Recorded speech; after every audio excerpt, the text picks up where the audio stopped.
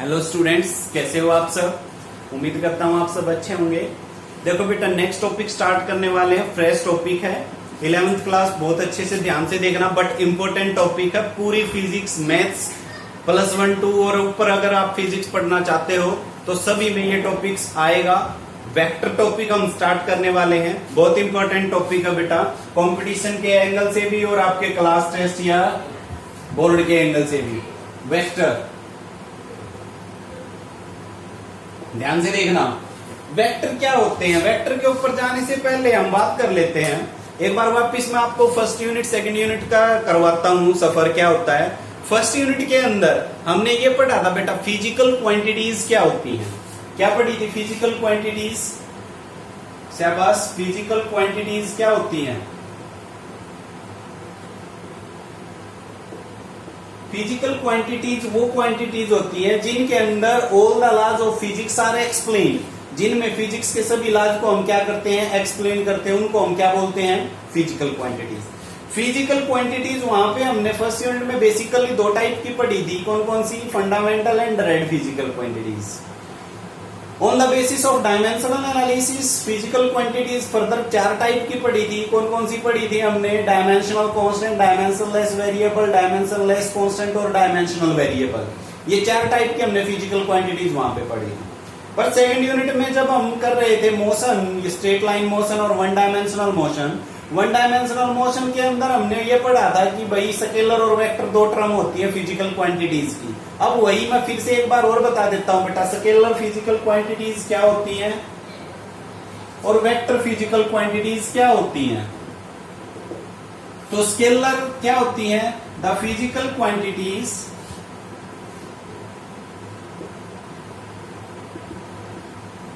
which have only magnitude, for example केवल और केवल मैग्नीट्यूड और डायरेक्शन की बात नहीं होती स्केलर में। इनके एग्जांपल सुन लो भाई, mass, volume, pressure, work, energy. These are the examples of scalar quantities. Vector quantities क्या होती हैं? जिनके पास मैग्नीट्यूड भी होता है और डायरेक्शन भी होती है, दोनों चीजें होती हैं, वो होती हैं vector quantities. The physical quantities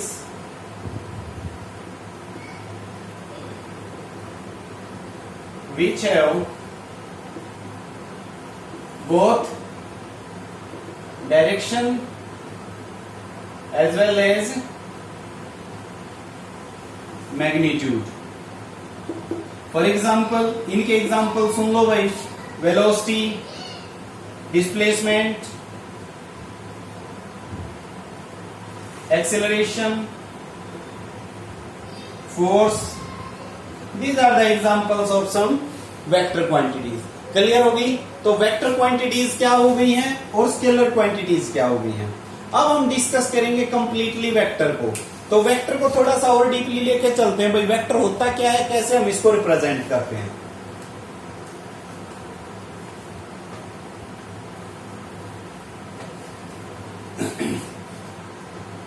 देखिए, वेक्टर क्वांटिटीज हमने डिस्कस कर ली कि भाई वो क्वांटिटीज होती है जिनके पास डायरेक्शन भी होता है और मैग्नीट्यूड भी। तो सबसे पहले मैं आपके दिमाग में डाल देता हूं एक पॉइंट, और वो क्या है कि रिप्रेजेंटेशन ऑफ वेक्टर। वेक्टर को हम कैसे रिप्रेजेंट करेंगे? Representation of vector. जैसे मैं आपको कहूं कोई वेक्टर ए है, ये तो ए आपका अल्फाबेटिकल लेटर हो गया। वेक्टर ए कब कहोगे? जब इसके ऊपर आप क्या लगा देते हैं? एरो। क्या लगता है? एरो। एरो रिप्रेजेंटेशन है किसका? वेक्टर का। अब इसको लिख भी कैसे सकते हैं? ए वेक्टर को आप लिख सकते हो ए x i cap, A Y j cap plus A Z k cap, ऐसे लिखा जा सकता है। कोई दूसरा वेक्टर बी लिखना चाहो तो B is equal to B x i cap plus B y j cap plus B z k cap. ये मैंने रिप्रेजेंटेशन बताई है भाई। किसी भी वेक्टर की रिप्रेजेंटेशन किससे रिप्रेजेंट करते हैं हम? एरो से। किससे रिप्रेजेंट कर लिया? एरो से। एरो से रिप्रेजेंट करके। अब फिर ये मैंने क्या लिख लिया, ए x i cap, A Y j cap, A Z k cap, B x i cap, B y j cap, B z k cap. अब ना तो हमें ए एक्स का पता, ना ए वाई का पता, ये है क्या चीजें, और ना आई का पता, ना जे कैप का पता, और ना के कैप का पता। सुनो भाई, सारी चीजें नई नई है बेटा, इसलिए हम स्लो स्लो चलेंगे कि क्या क्या चीजें हैं, बिल्कुल आराम से समझेंगे, कोई दिक्कत वाली बात नहीं है, जल्दबाजी कुछ नहीं है, आराम से समझो। देखो अपने पास ये 3 कोऑर्डिनेट तो आपने पढ़े होंगे बेटा, कुछ ऐसे होते हैं एक्स वाई और जेड। 3 कोऑर्डिनेट हो गए, एक्स वाई और जेड। अब ये जो 3 कोऑर्डिनेट्स होते हैं इनकी डायरेक्शन को रिप्रेजेंट करते हैं, क्योंकि अगर आप बात करो फर्स्ट 1 डायमेंशन की, तो जो ये x है एक डायमेंशन में हो गया, y दूसरे में, z तीसरे में, तो 3 डायमेंशन की बात कर रहे हैं। यूनिकली अकेला अगर हम x को देखें तो एक डायमेंशन है, इस x की डायरेक्शन को रिप्रेजेंट करने के लिए हम क्या लगा लेते हैं, एक नोटेशन दे देते हैं, इसको क्या बोलते हैं, आई कैप। y की डायरेक्शन को नोटेट कर दिया j कैप से, और z की डायरेक्शन को नोट किया है k कैप से। तो आई कैप, जे कैप और के कैप आपके जहन में, दिमाग में चले जाने चाहिए। I cap is the direction of x axis, j cap is the direction of y axis, and k cap is the direction of z axis. अब जो ये ए एक्स है, आई कैप का पता चल गया भाई, एक्स की डायरेक्शन। ए एक्स क्या है, ए एक्स है बेटा ए का कंपोनेंट जो किसके अलोंग है, एक्स के अलोंग। ए वेक्टर का कंपोनेंट, कंपोनेंट एक छोटा सा पार्ट होता है, कंपोनेंट किसके अलोंग, एक्स के अलोंग। ए वाई क्या है, ए का कंपोनेंट अलोंग वाई एक्सिस। ए जेड क्या है, ए का component along Z axis. Similarly आपको ये पता चल गए होंगे, बी एक्स क्या है, बी वाई क्या है और बी जेड क्या है। These are the components of B vector along x axis, y axis and z axis respectively. Clear होगी। I cap, j cap, k cap क्या है बेटा, ये डायरेक्शन है एक्स की, वाई की और जेड की रिस्पेक्टिवली। डन। तो ये जो नोटेशन दिया, नोटेशन मेरे ख्याल में आपको क्लियर हो गया कि ये है क्या क्या चीजें, क्लियर होगी। अब हम बढ़ते हैं टाइप ऑफ वेक्टर्स के ऊपर। टाइप ऑफ वेक्टर्स, वेक्टर के कितने टाइप होते हैं, बिल्कुल बेसिक बेसिक चीजें करवा रहा हूं बेटा आपकी।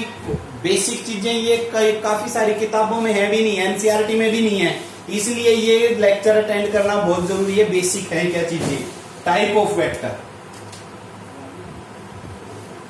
Type of vector.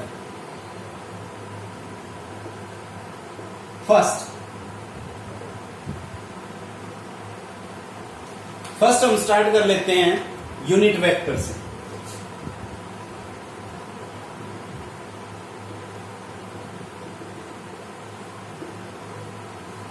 देखो बिल्कुल क्लियर है, यूनिट का मतलब होता है एक, यूनिट का मतलब क्या होता है, एक। तो वो वेक्टर जिसका मैग्नीट्यूड क्या हो 1 और डायरेक्शन कोई भी पर्टिकुलर हो सकती है। डेफिनेशन क्या लिखोगे, the vector whose magnitude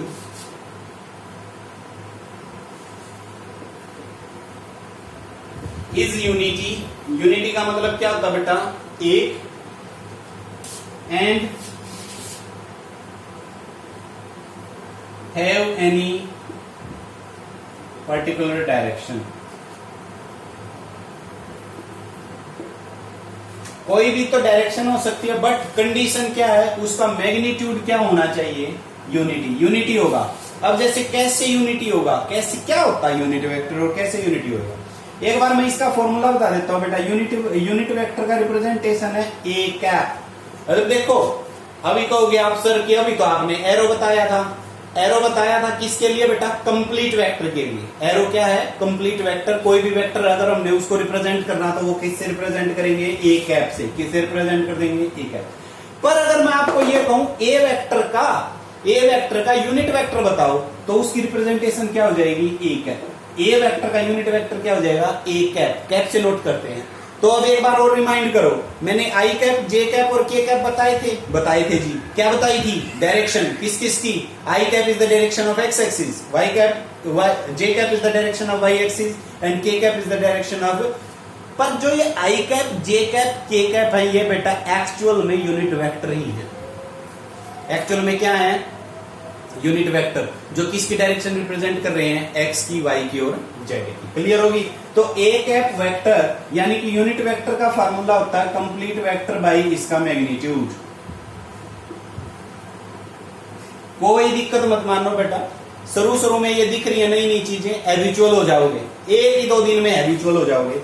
A unit vector is equal to complete vector by इसका मैग्नीट्यूड। अब इस फॉर्मूले को यूज करना कैसे सीखेंगे, सीखो। अब मैं एक एग्जांपल करवा रहा हूं। मान लो आपके पास ए वेक्टर है वो 3i cap plus 2j cap plus 4k cap. कोई दिक्कत नहीं है, मैं ये कह रहा हूं बार बार, कोई प्रॉब्लम नहीं आने वाली, बिल्कुल सिंपल काम है सारी।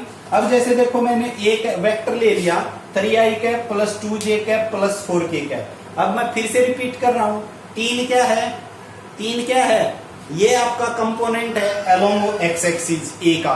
2 क्या है, कंपोनेंट अलोंग वाई एक्सिस ए का। और 4 क्या है, अलोंग जेड एक्सिस कंपोनेंट है।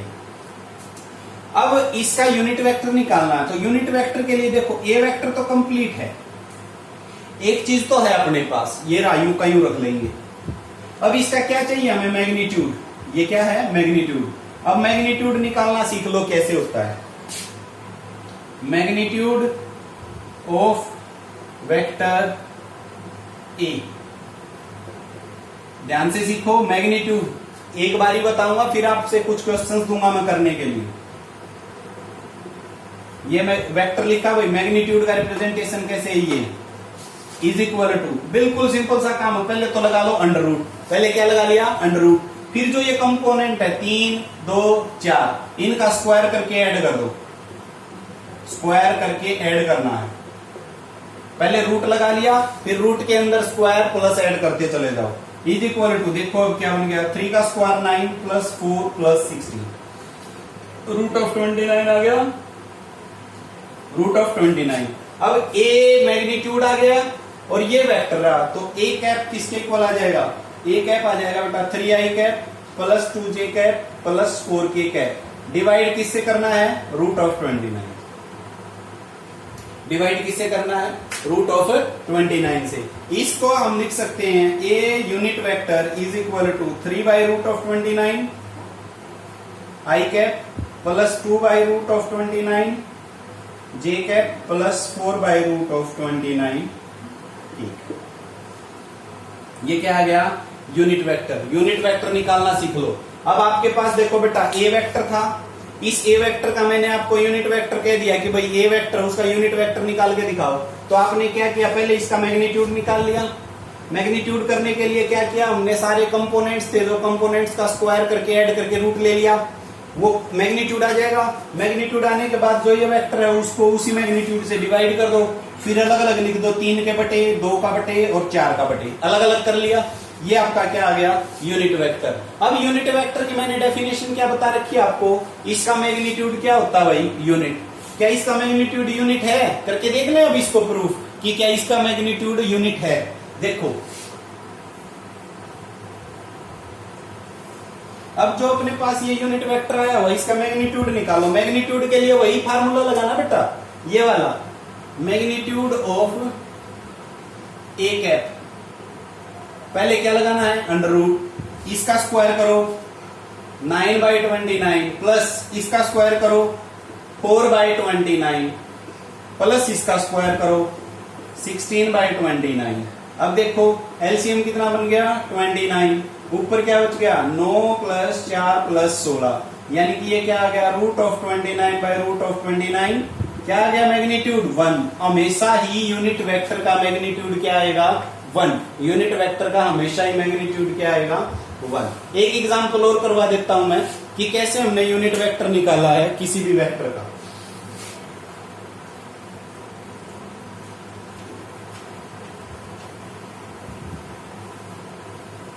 चलो अब आप है ना मेरे से पहले हेल्प करना, जिस बच्चे ने सीख लिया है वो मेरे इस एग्जांपल से करके दिखाएगा। बी वेक्टर है कोई, अब बी वेक्टर मान लिया मैंने, मान लिया भाई 2i cap plus 4j cap plus 3k cap, ये माना है। अब इसका आपको क्या निकालना है, यूनिट वेक्टर। जो बच्चे, जिन बच्चों को समझ में आ चुका है वो इस वीडियो को यहीं पे पॉज कर दो, और पहले इस क्वेश्चन को सोल्व कर लो अपनी कॉपी में, फिर ये वीडियो चलाना बेटा और फिर मैच करना कि आपका आंसर मैच हुआ या नहीं। और जिनको वो समझ में नहीं आया वो बेटा एक बार और समझ लो इस एग्जांपल को। देखो आपका बी यूनिट वेक्टर का फार्मूला क्या होता है, कंप्लीट वेक्टर बाय इसका मैग्नीट्यूड। अब कंप्लीट वेक्टर तो है अपने पास, ये तो है, ये निकालना है, मैग्नीट्यूड निकालना है। तो मैग्नीट्यूड निकालने के लिए क्या फार्मूला बताया है, अंडर रूट कोफिशिएंट्स का स्क्वायर कर दो, 2 का स्क्वायर प्लस 4 का स्क्वायर प्लस 3 का स्क्वायर। दिस विल इंप्लाइज 2 का स्क्वायर 4 प्लस 16 प्लस 9, क्या बन गया 29, क्या बन गया 29। अब इसको इसके नीचे डिवाइड करना है, तो बी वेक्टर का magnitude sorry unit vector is equal to 2i cap plus 4j cap plus 3k cap, ये आया। डिवाइड बाय क्या कर देना बेटा, root of 29। How much you got, 2 by root of 29 i cap plus 4 by root of 29 i j cap and plus 3 by root of 29 k cap. तो ये आपका b का क्या आ जाएगा, यूनिट वेक्टर। मैग्नीट्यूड इसका निकालना चाहोगे तो फिर से मैग्नीट्यूड क्या हो जाएगा, 1 हो जाएगा। तो इस तरीके से हम क्या निकाल रहे हैं बेटा, क्या निकाल रहे हैं, यूनिट वेक्टर्स। अब 2-3 एग्जांपल मैं आपको दे देता हूं, आप उनके निकाल के दिखाओगे मेरे को। ये एग्जांपल्स हैं, नोट कर लो, इनको आप मेरे पास भेजोगे करके। एक फर्स्ट, सेकंड और तीन क्वेश्चन दे देता हूं, ज्यादा नहीं देता। A vector is equal to 2i cap minus 5j cap plus 4k cap minus 3i cap plus 7k cap j cap plus 2k cap i cap plus 5k j cap plus 2k। इनके बेटा आप unit vectors निकाल के मेरे पास भेजेंगे। क्या निकालना आपने, यूनिट वेक्टर्स। यूनिट वेक्टर्स आपको समझ में आ गया होगा, तो यूनिट वेक्टर्स इनके निकाल के मेरे पास भेजेंगे। नेक्स्ट जो पार्ट्स है, नेक्स्ट टाइप ऑफ वेक्टर्स है, वो नेक्स्ट वीडियो में है, तब तक आप इनके ऊपर प्रैक्टिस करें। Thank you, have a nice day.